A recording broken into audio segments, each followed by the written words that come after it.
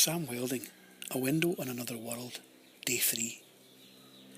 Today has to be my favourite day yet. We visited, excuse me, I don't know what that is in the background. We visited another school at Pengalusan and chatted with the children who were busy doing maths and art.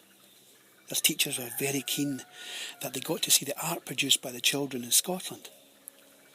And they were very excited to show us what they were working on too. These are some of the brilliant pictures created while we were there. They were particularly fascinated by our highland cattle, which are quite different from the indigenous Balinese cattle. These beasts are still central to the wealth and prosperity of local families, and to me, very much like, certainly looks, an antelope or some kind of deer. As we were leaving, we were invited into the actual Pengalusan village. Behind the school, on a very steep slope, the village houses were so close together that they practically formed one big interwoven community. It was wonderful to see the different generations all sitting together, weaving bamboo baskets, eating lunch and chatting. Everyone had their door open, and we were introduced to the community leader. We chatted as best we could, and drank some kopi or coffee sitting in his porch. This was very strong, dark and sweet. Before we wound our way down the narrow lanes back to the school, we were stopped by an old lady who offered us some freshly cooked Eddoe, a type of yam, a bit like a sweet potato. The friendliness and sense of community was overwhelming.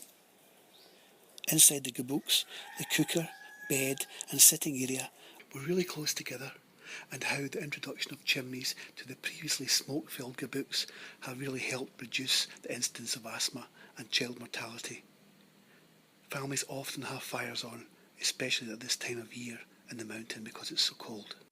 The visit to the village really made me think. It felt like I was stepping into another world.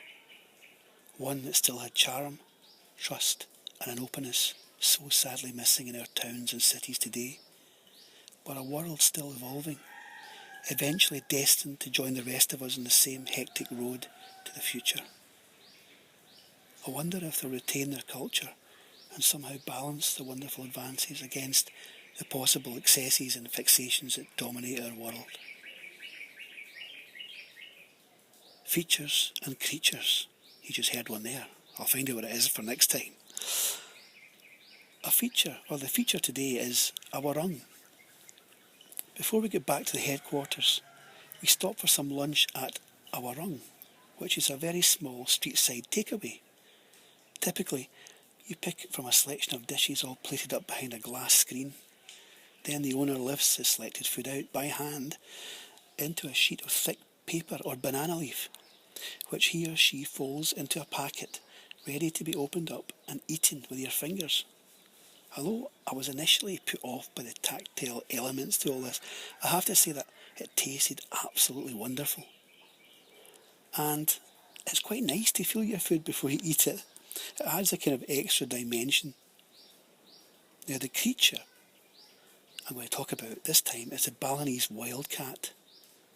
After showing some children a picture of a Scottish wildcat, I was told about the existence of a Balinese wildcat, which, going by the description, they said it was bigger than my wildcat, the Scottish one, more spotty, with longer legs, less hair, and it was about up to where my knee was. By that description, it probably was a leopard cat. This is a nocturnal creature that hunts on the ground and in the trees. It eats mainly rodents, birds, insects and even fish. I couldn't find a picture of one, but here's how a leopard cat sounds.